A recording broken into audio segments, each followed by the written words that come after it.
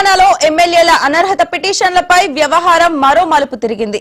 Jagtial MLA doctor Sanjay Kumar కు శాసనసభ speaker గడ్డం ప్రసాద్ కుమార్ క్లీన్ చిట్ ఇచ్చారు. సంజయ్ పార్టీ మారారంటూ బీఆర్ఎస్ నేత జగదీష్ రెడ్డి దాఖలు చేసిన పిటిషన్ పై విచారణ జరిపిన స్పీకర్ ఆయన పార్టీ మారినట్లు సరైన ఆధారాలు లేవని స్పష్టం చేశారు. కేవలం నియోజకవర్గ సమస్యల పరిష్కారం కోసమే ఆయన ముఖ్యమంత్రిని కలిశారని, సాంకేతికంగా ఆయన ఇంకా బీఆర్ఎస్ పార్టీ సభ్యుడిగానే కొనసాగుతున్నారని స్పీకర్ తన తీర్పులో పేర్కొన్నారు. ఇప్పటికే పోచారం శ్రీనివాస్ రెడ్డి, కాళే యాదయ్య సహా 7 ఎమ్మెల్యేలకు క్లీన్ చిట్ లభించగా ఇప్పుడు సంజయ్ 8వ వ్యక్తిగా నిలిచారు. అయితే Khairatabad MLA Danam Nagender, station Ghanpur MLA Kadiyam Srihari కేసులపై ఇంకా విచారణ కొనసాగుతోంది.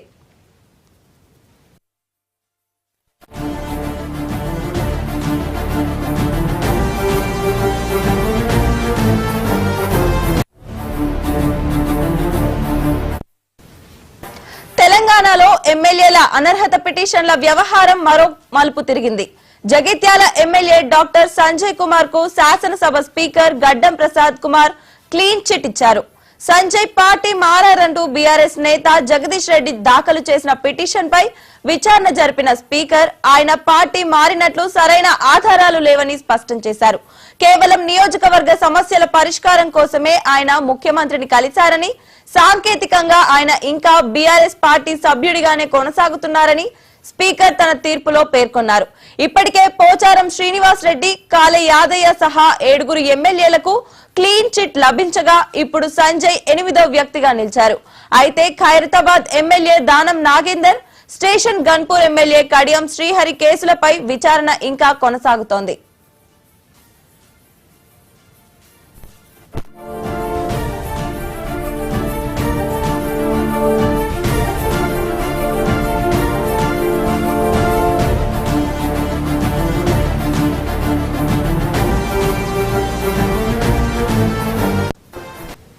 ఇక ఇదే అంశానికి సంబంధించి మరింత సమాచారం మా ప్రతినిధి రామకృష్ణ అందిస్తారు. రామకృష్ణ, అప్డేట్స్ ఏంటి? పార్టీ ఫిరాయింపుల కేసులో స్పీకర్ ఇచ్చినటువంటి క్లీన్ చిట్ నేపథ్యంలో జగిత్యాల పట్టణంలో కూడా ఈ రోజు ఎమ్మెల్యే సంజయ్ కూడా పెట్టి తాను ఇప్పటికీ బీఆర్ఎస్ పార్టీలో కూడా ఉన్నానంటూ కూడా ఆయన ఒక క్లారిటీ ఇచ్చారు.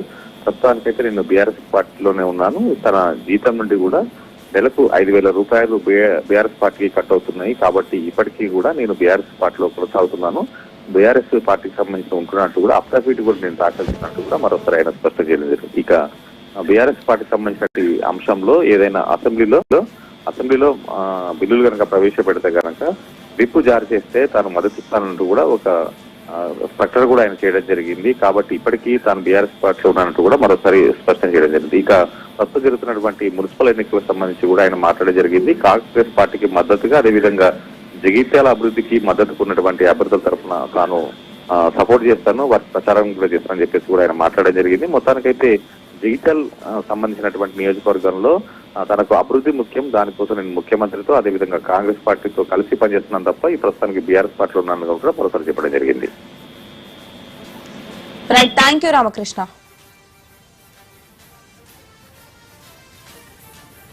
తాను బీఆర్ఎస్ పార్టీ ఎమ్మెల్యేనని జగిత్యాల ఎమ్మెల్యే సంజయ్ స్పష్టం చేశారు.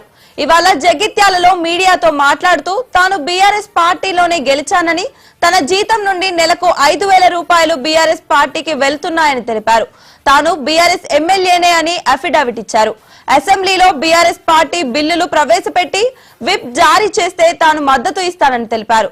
తానెప్పుడు బీఆర్ఎస్ పార్టీని, అధిష్టానాన్ని విమర్శించలేదని, స్థానిక బీఆర్ఎస్ నాయకత్వమే నాకు దూరంగా ఉందన్నారు. నాది అభివృద్ధి కోసం ఆరాటమని, ఎన్నికల కోసం కాదన్నారు.